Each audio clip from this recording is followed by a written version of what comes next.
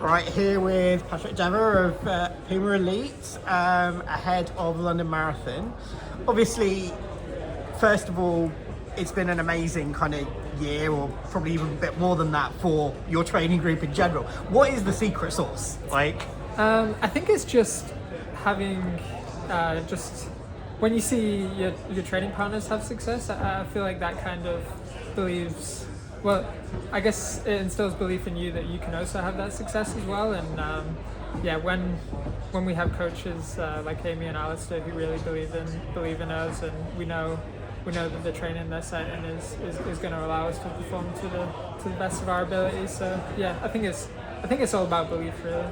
Yeah, and you've got one of your training partners in this race as well, is that right? Yeah, so I've actually got two training partners in this race. Yeah, Peter Lynch and Jack Rowe. Oh, brilliant. Okay, yeah. Does Jack train out in the US with you guys now? Or so he came out on a camp in Albuquerque, but yeah, he's still based in London. But yeah, he comes out to train with us fairly regularly. So. Yeah.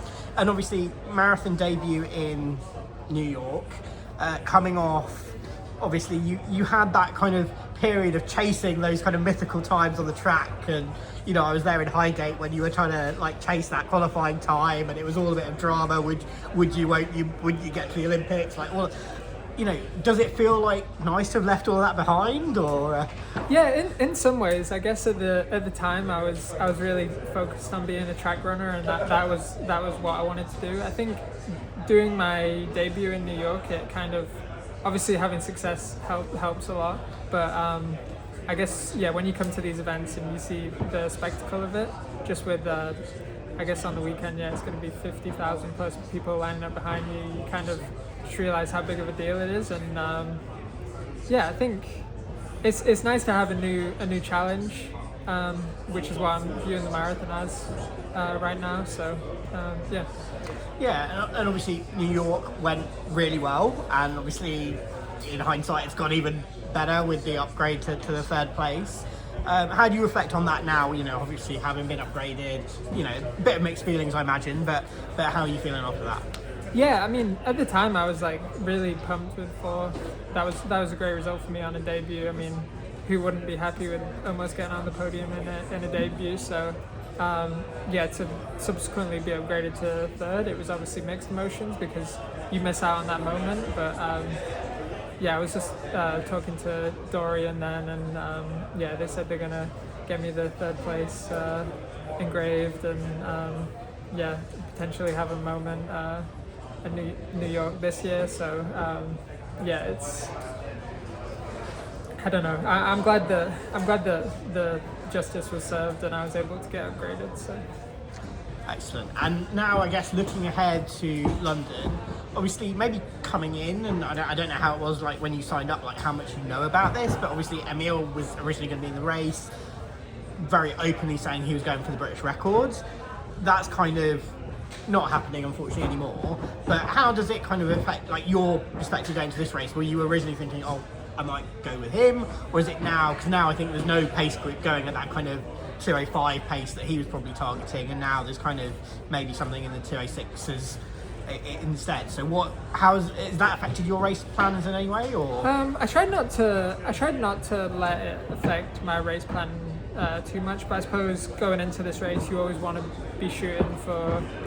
You always want to be shooting for the best result you can, but definitely would have had an eye on trying to be first Brit. So I suppose Emil not being in the race just changed that dynamic a little bit.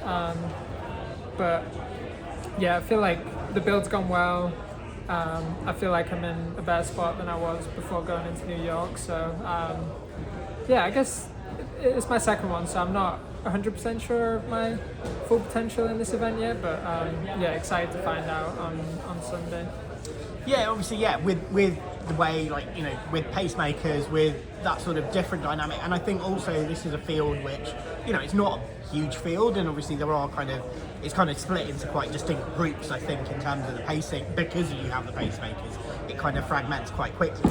So have you done any sort of thinking about how you would react in kind of different situations where obviously either you're struggling with the pace, or you feel, actually I'm feeling really good, should I go ahead? How do you, obviously compared to New York where you just kind of sit with the pack and follow along, what's your sort of mindset been for? I guess we haven't completely determined like the strategy. I think I'll be going with the paces. I mean, I guess yeah, like everyone can get to 30k, right? I suppose it's the last 10k where things, for the last 12k, I suppose, where things get a bit more interesting. So I think I need to have a good plan for after 30k based on how things are going. But yeah, I think up until that point, it's going to be just try and lock in on this, lock in on the pacemaker and kind of see how things are going at that time, and then kind of take it from there, and hopefully let the racing instincts kick in a little bit at that point. So Brilliant. Well, we look forward to seeing it, and best of luck. And yeah, yeah, thanks a lot.